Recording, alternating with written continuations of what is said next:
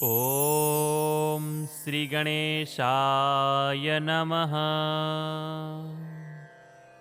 वक्रतुण्डमहाकाय सूर्यकोटिसमप्रभ निर्विघ्नं कुरु मे देव सर्वकार्येषु सर्वदा। अथ श्री संकटनाशन गणेश स्तोत्र। नारद उवाच प्रणम्य शिरसा देवं गौरीपुत्रं विनायकं भक्तावासं स्मरे नित्यं आयु कामार्थसिद्धये। प्रथमं वक्रतुण्डं च एकदन्तं द्वितीयकं तृतीयं कृष्णपिङ्गाक्षं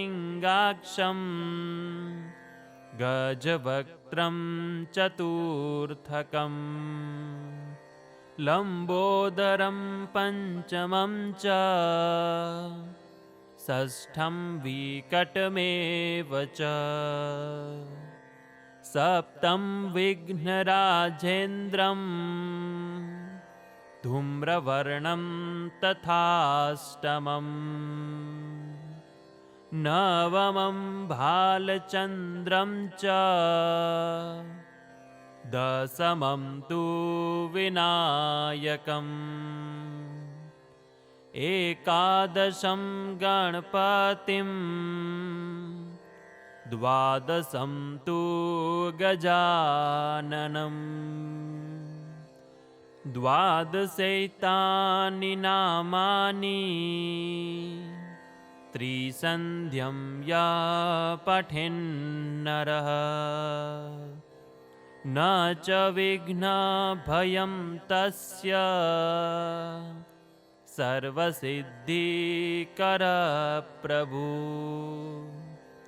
विद्यार्थी लभते विद्यां धनार्थी लभते धनं पुत्रार्थी लभते पुत्रान् मोक्षार्थी लभते गतिम्। जपेद् गणपति स्तोत्रम् षड्भिर्मासै फलं लभे संवत्सरेण सिद्धिं च लभते नात्र संशयः। अष्टेभ्यो ब्राह्मणेभ्यश्च लिखित्वा यः समर्पयेत् तस्य विद्या भवेत् सर्वा गणेशस्य प्रसादतः। पार्वतीना पुत्र વિનાયક ગણપતિ દેવને પ્રણામ કરી આયુષ્ય કામના માટે અને સર્વ કાર્યની સિદ્ધિ અર્થે ભક્તોના આવાસ સ્થાન રૂપ ગણપતિનું નિત્ય સ્મરણ કરવું. પહેલા વક્રતુંડને, બીજા એકદંતને, ત્રીજા કૃષ્ણ પિંગાક્ષને, ચોથા ગજવક્ત્રને, પાંચમા લંબોદરને, છઠ્ઠા વિકટને, સાતમા વિઘ્નરાજને, આઠમા ધૂમ્રવર્ણને, નવમા ભાલચંદ્રને, દસમા વિનાયકને, 11મા ગણપતિને અને 12મા ગજાનનને.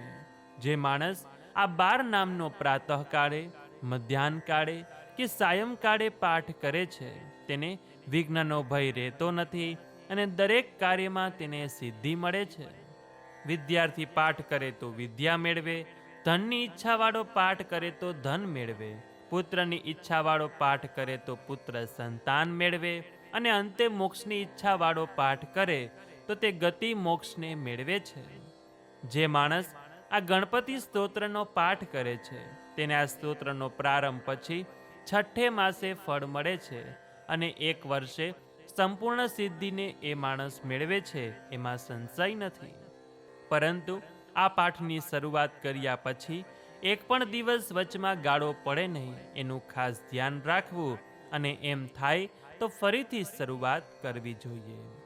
જે માણસ 8 બ્રાહ્મણને આ સ્તોત્ર લખીને આપે છે એને ગણેશજીની કૃપાથી સર્વ વિદ્યા પ્રાપ્ત થાય છે.